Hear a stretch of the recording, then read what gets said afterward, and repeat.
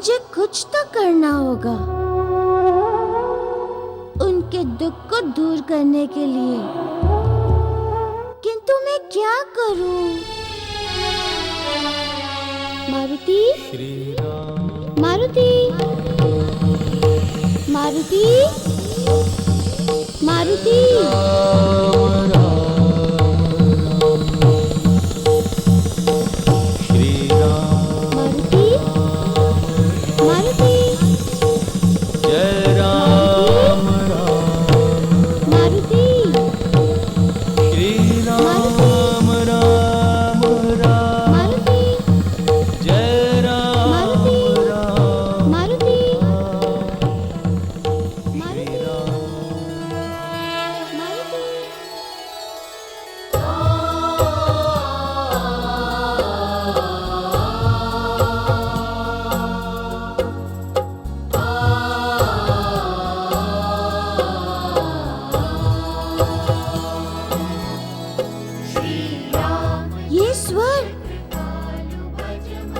पहचान गया हूँ। ये तो मेरे प्रभु के स्वर हैं। मैं कैसे भूल सकता हूँ ये स्वर जो मैंने अयोध्या में सुना था। हे लक्ष्मण, ये लड्डू तुम्हारे लिए नहीं, ये किसी और के लिए है। तो फिर किसके लिए है? हमारे ही भाई के लिए है। तुम्हें और चाहिए तो दासी से ले लो। वही मधुर स्वर है, वही अंतर मन में उतर जाने वाली ध्वनि।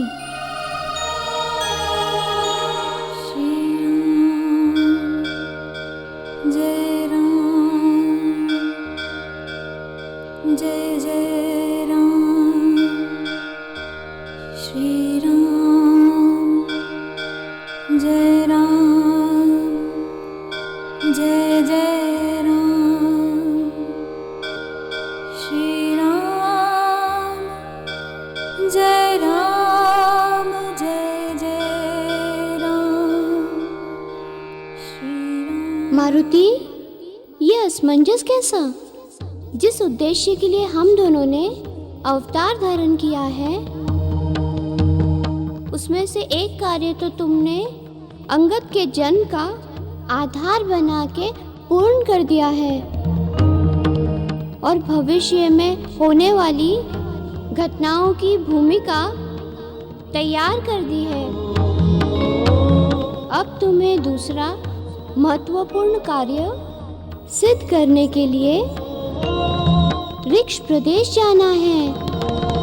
अब तुम्हें दूसरा महत्वपूर्ण कार्य सिद्ध करने के लिए ऋक्ष प्रदेश जाना है, जहाँ तुम्हारी काकी है।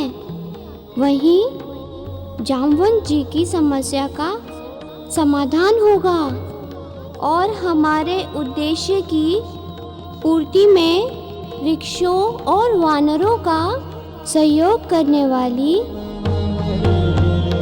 भूमिका तैयार होगी। जो आज्ञा प्रभु, मैं ऋक्ष प्रदेश अवश्य जाऊंगा। मेरा मार्गदर्शन करने के लिए आपको शत शत नमन।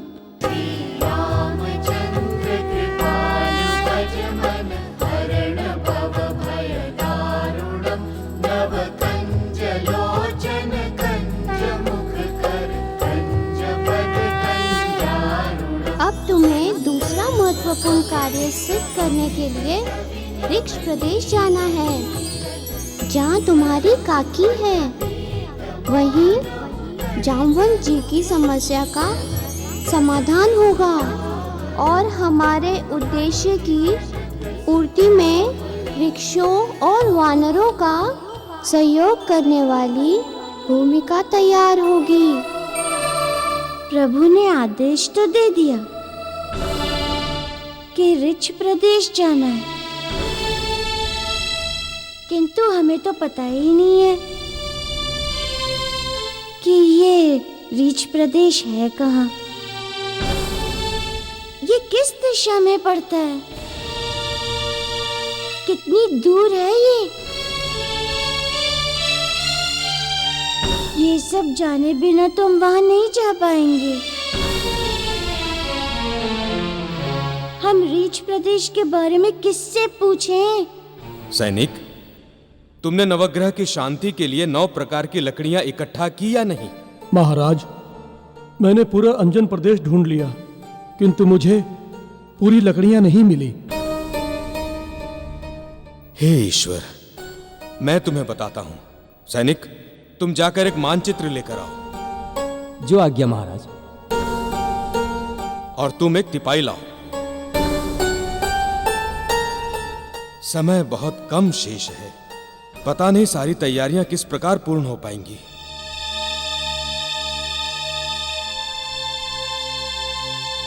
हाँ, ये ठीक है, यहां रखो।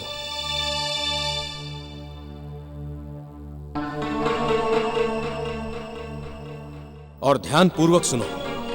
सर्वप्रथम तुम उत्तर दिशा की ओर जाओ। प्रदेश की सीमा पर तुम्हें ये पलाश के वृक्ष मिलेंगे जो सोम की शांति के लिए है। इसी प्रकार ईशान की सीमा पर ये जो खैर के वृक्ष है, ये मंगल ग्रह की शांति के लिए है। इसी प्रकार पूर्व में बुध के लिए अपमार्ग, और पूर्व से जब तुम अग्नेय दिशा के लिए बढ़ोगे तो बीच में पीपल के वृक्ष मिलेंगे जो कि गुरु की शांति के लिए है। अग्नेय से शुक्र के लिए गूलर, और दक्षिण में शनि की शांति हेतु शमी का पौधा मिलेगा तुम्हें। इसके उपरांत जब तुम नैऋत्य दिशा की ओर बढ़ोगे तब तुम्हें रवि के लिए मदार की लकड़ियां मिलेंगी। पश्चिम में राहु की शांति हेतु दुर्वा, और सबसे अंत में वायव्य में ये जो कुश के वन है, यहां से केतु की शांति के लिए कुश लेकर आना। इस प्रकार नवग्रह की शांति के लिए 9 प्रकार की लकड़ियां इकट्ठी हो जाएंगी।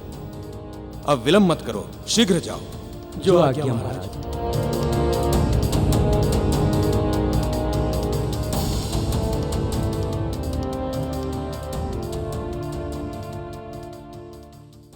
अरे पुत्र, तुम कब आए?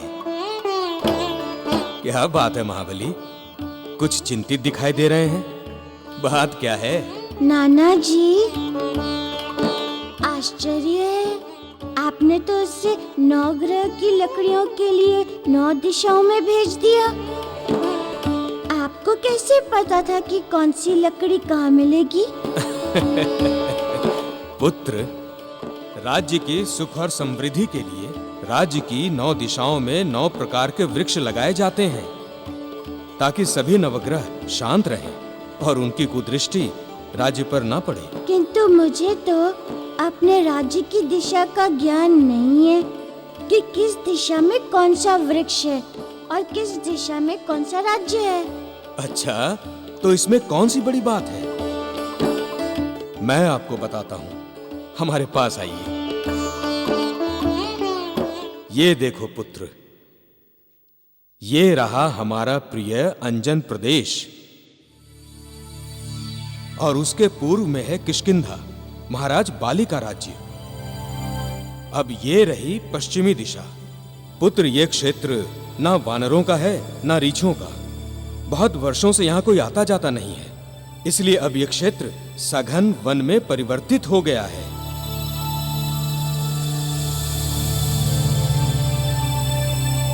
इस सघन वन के दक्षिण की ओर है रीच प्रदेश। रीच प्रदेश? मिल गया महाबली काका का प्रदेश। ये संपूर्ण क्षेत्र रीछों का है।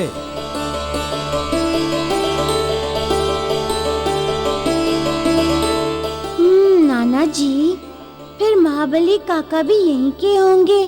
हाँ हाँ पुत्र, जामवंत जी इसी रीच प्रदेश के हैं। उनके भ्राता रीचपति अभी भी यहाँ के राजा हैं। महाराज, पुरोहित जी आए हैं। महाराज केसरी ने आपको बुलाया है। ठीक है, उनसे कहो कि हम अभी आते हैं।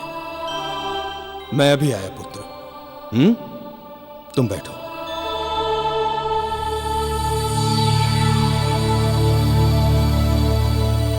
काका के राज्य का पता तो चल गया, किंतु हम जाएंगे कैसे?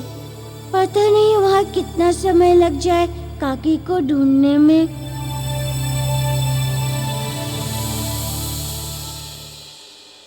महाराज, हवन परसों है, बहुत कम समय बचा है, अन्यथा 5 पवित्र नदियों का जल मिल जाता तो यज्ञ और भी अधिक फलदायी हो जाता।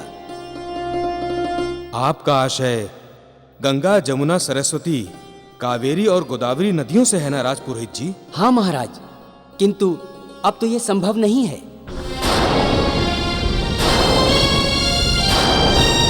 आप आसपास की 5 नदियों का जल मंगवा लीजिए। 5 नदियों का जल। नहीं पुरोहित जी, हम पवित्र नदी से जल लाने का प्रयास करेंगे।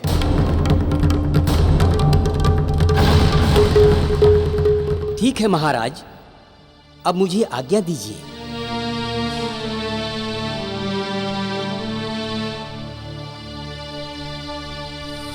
बन गया मेरा काम, रीछ प्रदेश जाने का रास्ता मिल गया। किंतु पुत्र केसरी, यदि तुम स्वयं जल लेने गए तो अनुष्ठान तक कैसे लौट पाओगे? किंतु पिताजी, पिताजी, मैं ला सकता हूँ 5 नदियों का जल। मारुति, तुम नहीं ला पाओगे। पिताजी, लगता है आप भूल रहे हैं कि मैं उड़ना सीख चुका हूँ। और जब मुझे पिता पवन देव उड़ना सिखा रहे थे तो उन्होंने मुझे ये नदियाँ दिखाई थी। मैं आकाश मार्ग से जाऊंगा और शीघ्र ही 5 नदियों का जल लेके आ जाऊंगा। वो सब ठीक है मारुति, किंतु ये काम तुम्हारा नहीं है। किंतु पिताजी,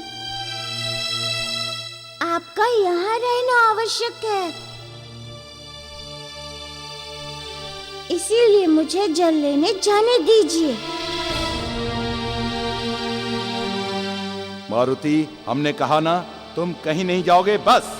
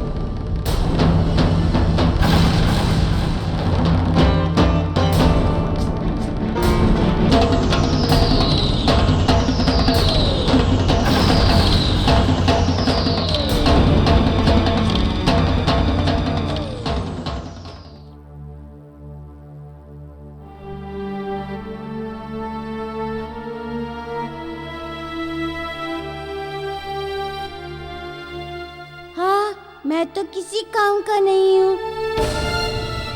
सबको कोई कार्य सौंप दिया, किंतु मुझे एक और कर दिया। ठीक है पिताजी, मैं कुछ नहीं बोलूंगा।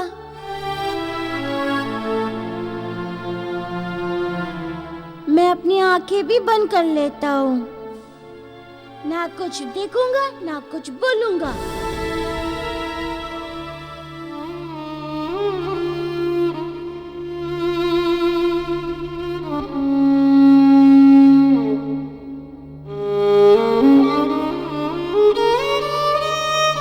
अरे रे रे रे रे केसरी, ये ठीक नहीं है पुत्र।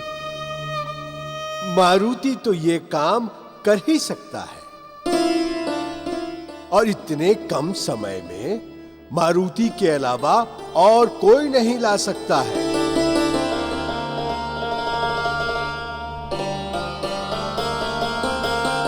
पिताजी, हमने तो कुछ नहीं देखा। ठीक है मारुति,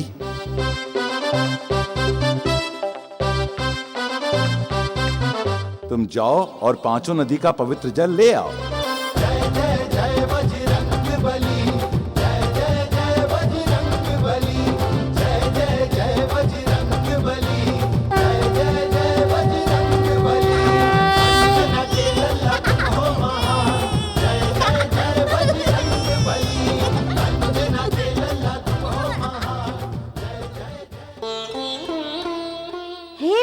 पवन देव, आप तो जानते ही हैं कि मेरे प्रभु ने मुझे रीच प्रदेश जाने का आदेश दिया है।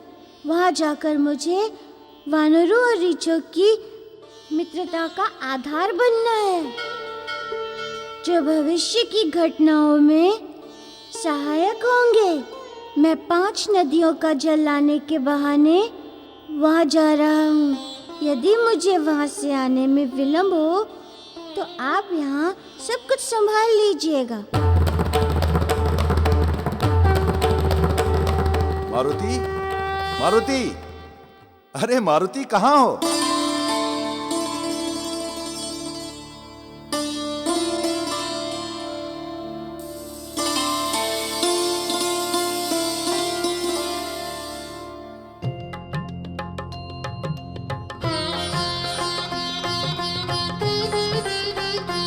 मारुति, तुम्हें जाने की आज्ञा तो मिल गई, किंतु शीघ्र ही वापस आना।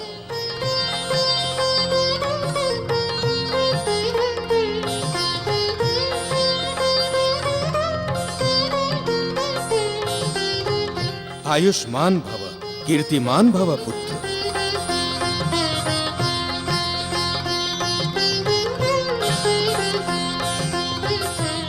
रुक जाओ मारुति।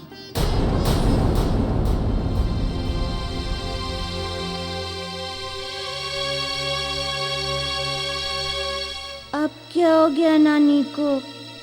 लगता है ये हमें जाने नहीं देंगी। अब क्या करेंगे प्रभु? कुछ करना पड़ेगा काका।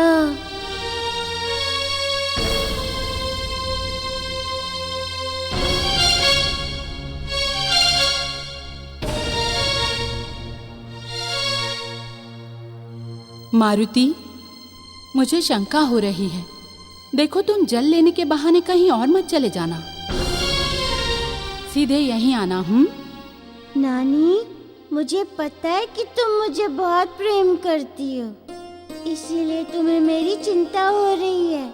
मैं जल लेकर सीधा यहीं आऊंगा।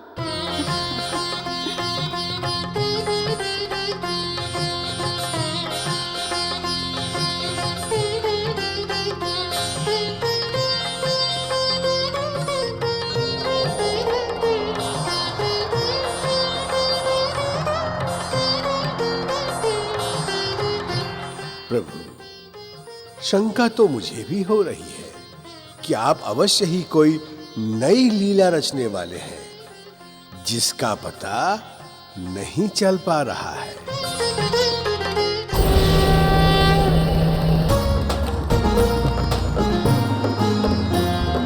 उड़े उड़े हनुमान उड़े, उड़े बाल भगवान उड़े, उड़े उड़े हनुमान उड़े, उड़े बाल भगवान उड़े। आकाश मार्ग से चलते चले, रक्ष प्रदेश को बढ़ते चले। उड़े उड़े हनुमान उड़े, उड़े बाल भगवान उड़े, उड़े उड़े हनुमान उड़े, उड़े बाल भगवान उड़े।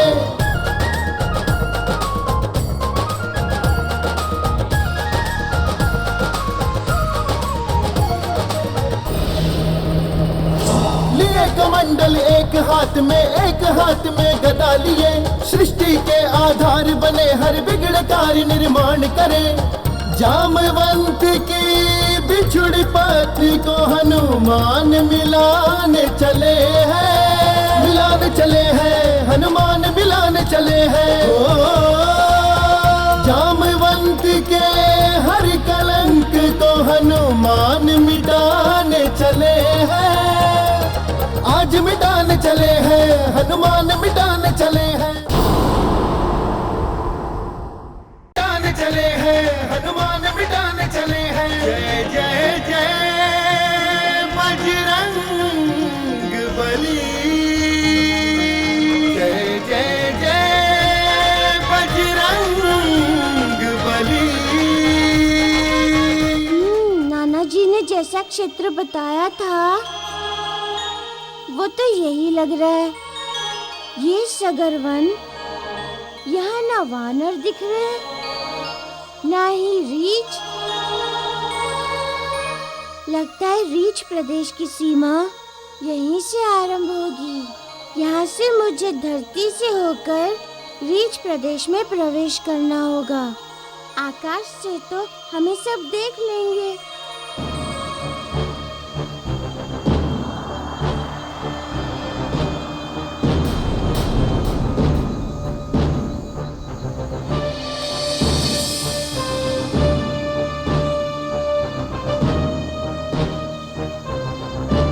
अवश्य ही ये मार्ग रीच प्रदेश के लिए जाता होगा।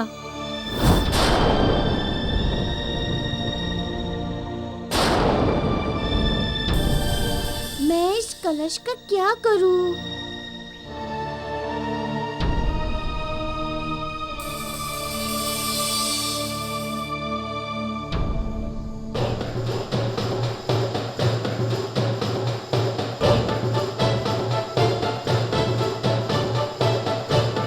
इसे यही वृक्ष पर छोड़ देता हूँ, लौटते समय ले लूंगा।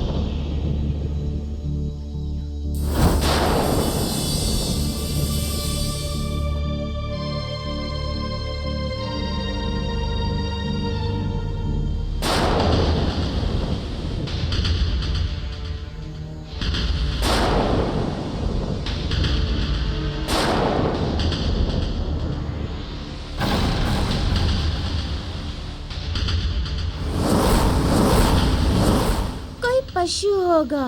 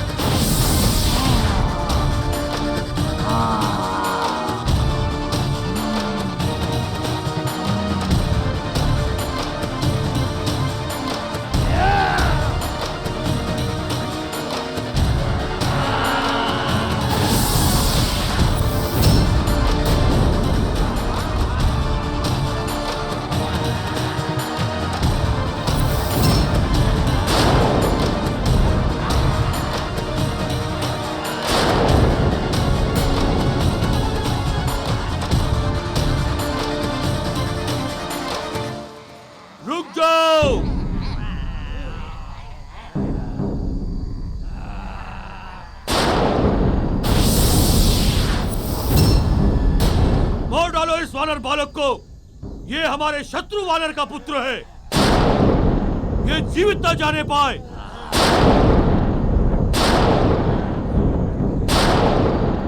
इसने हमारे राज्य की धरती पर पैर रखने का दुस्साहस किया है, अब ये बच के न जाने पाए।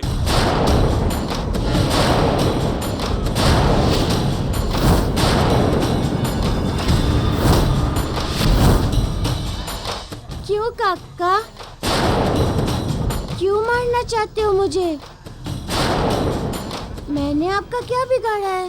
तू वानर है, वानर शत्रु है हमारा।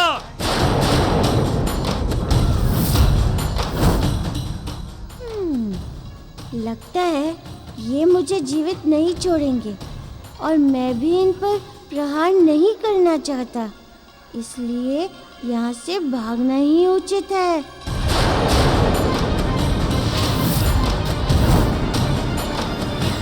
पकड़ो भागने ना पाए। समाप्त कर दो इसे।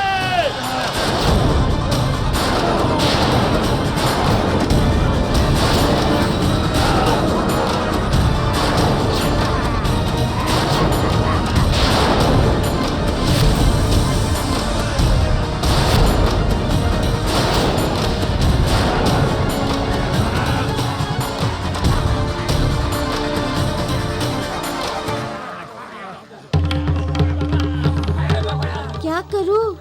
ये तो मान ही नहीं रहे। इन पर तो हम अपनी शक्तियों का प्रयोग भी नहीं कर सकते हैं। यदि इन्हें हमारे सच का पता चल गया और जिस उद्देश्य के लिए हम यहाँ आए हैं तो वो पूरा नहीं हो पाएगा। पकड़ो उसे, देखो भाग ना पाए।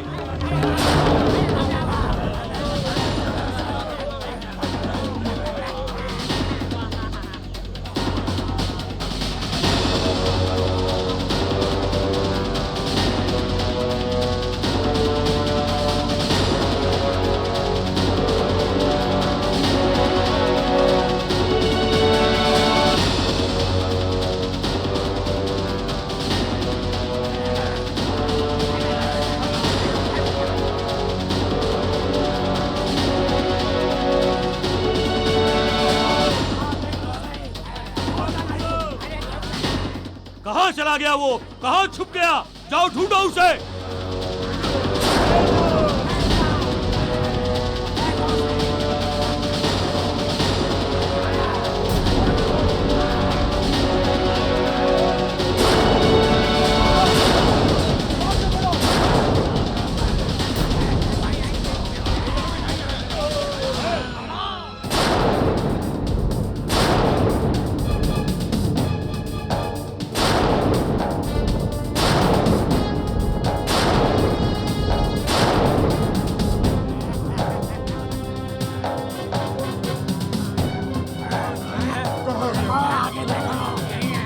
सेनापति जी, पता नहीं कहाँ छुप गया वो वानर बालक। उसे बालक समझकर छोड़ मत देना। याद रहे कि वो जीवित नहीं बचना चाहिए, नहीं तो महाराज तुम सबको मृत्युदंड देंगे। मृत्युदंड।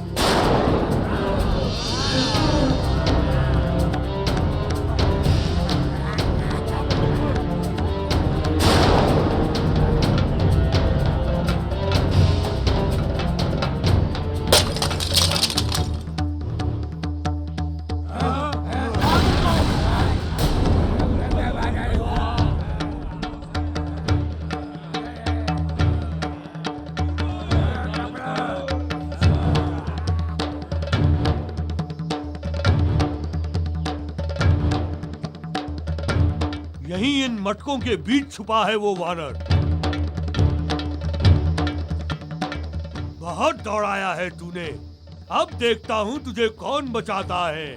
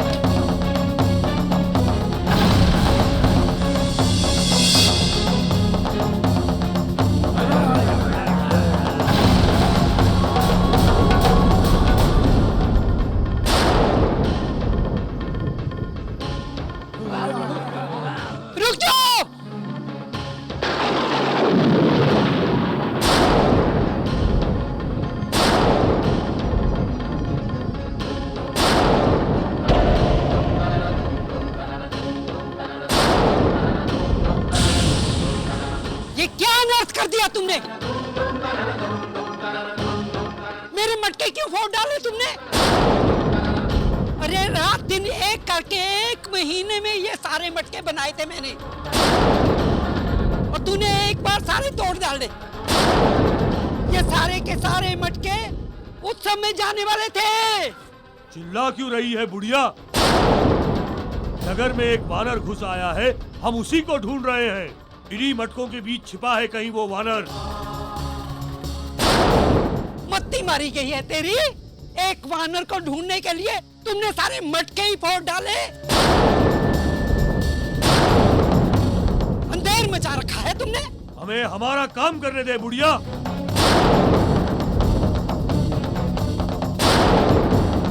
अरे एक बुढ़िया को सताओगे तो हाय लगेगी उसकी तुम पे।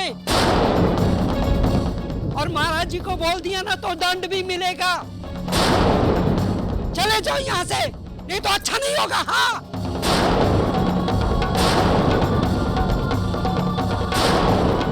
ठीक है, चिल्ला मत, जाता हूँ। लेकिन उस वानर की जैसी ही सूचना मिले तुरंत आकर मुझे बताओ। सैनिकों, तुम सब फैल जाओ। वो जहां भी हो उसे ढूंढ निकालो। वो किसी भी हालत में बचना नहीं चाहिए। तब तक मैं महाराज को यह सूचना देकर आता हूं।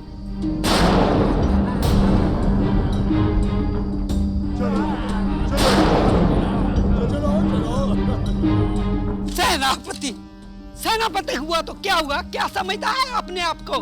महाराज को बोल के मैं इससे अपने मटकों का पूरा दाम वसूल करूंगी। हाँ, सब बर्बाद कर दिया। हाँ।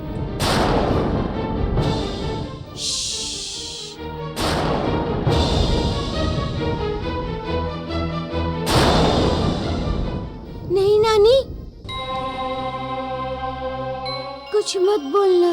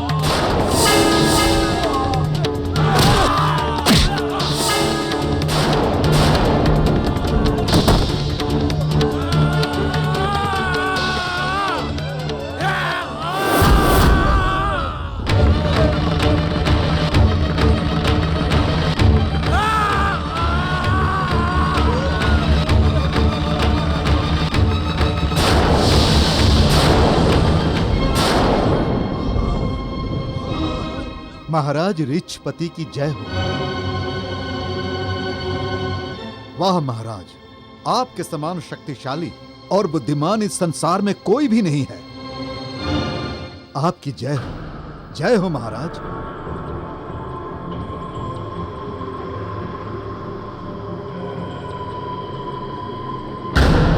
महाराज की जय हो। महाराज, नगर में एक वानर घुस आया है।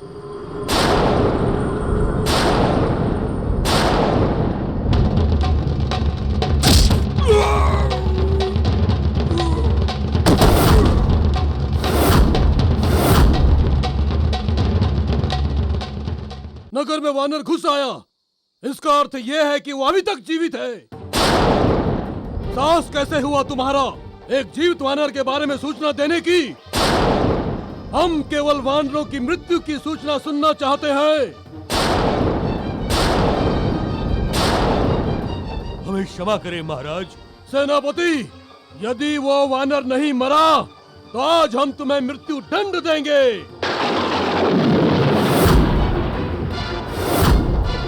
अवश्य महाराज, अवश्य। वो वानर जीवित नहीं बचेगा।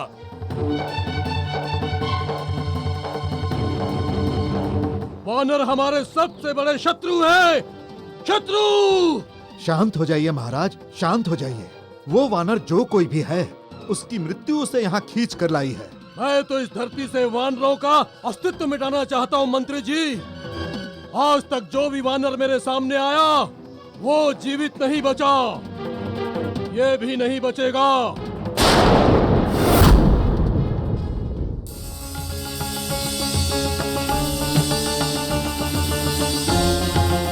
तू यहाँ मरने के लिए क्यों आ गया है बालक?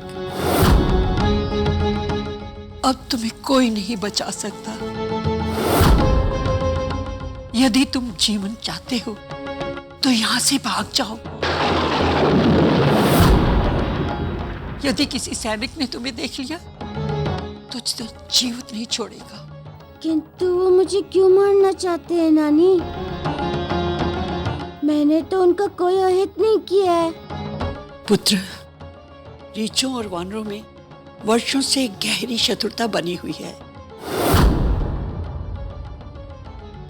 कोई भी रीछ अगर वानरों के राज्य में चला जाता है तो वानर उसे मार डालते हैं। इसी तरह इस राज्य में अगर कोई वानर आ जाता है तो रीछ उसे जीवित नहीं छोड़ते पुत्र।